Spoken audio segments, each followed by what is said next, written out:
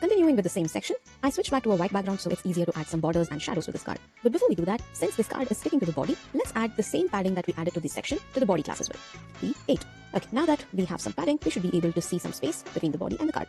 Now, to set a border in regular CSS, we need to specify a border style, border color, and border width. By default, Tailwind sets border style for all elements as solid, so you don't have to explicitly specify it. Let's set a border width using the border utility class, followed by a number. 0 sets 0 width, 2 pixels, 4 pixels, 8. Although you can only see 4 suggestions here, you can really put in any number and that works. For now, simply border will set a border width of 1 pixel.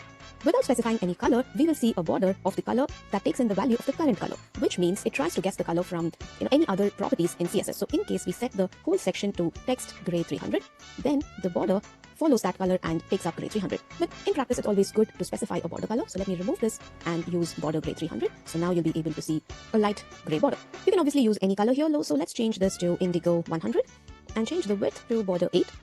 So now if you refresh the page, this gives a very different look. You can of course use the opacity modifier here too. So you can say /75. So the indigo color 100 followed by 75% opacity appears here. You can use the opacity modifiers anywhere you use colors anyway. So let me remove this. And let's say you want borders only on some sides. So instead of doing border 8, you could do border L followed by the number. So this is the side, left and 8. So this applies border only on the left side. Let me refresh the page. You see something like this. And you can add a different color border to any other side. So let's say we have border L8 and border L indigo 100. We can say border border B4, and here set a different color using border B, maybe indigo 200. Let me refresh. Looks like I'll need to refresh once again. Yeah, now you see a different color border on different sides. You can even change the border style, the entire border style using border dashed, refresh, or border dotted, and so on. The only limitation so far in Tailwind is you cannot set a different styled border to different sides. So I can't have a solid on the left and a dashed on the bottom. But anyway, I don't see a real use case for that. You can customize it. I'll show you how to do that later. So let me remove all of this and instead just retain border indigo 100 and border 4 and remove everything else. Refresh. Next, how about some rounded corners? For that, we can use the rounded utilities.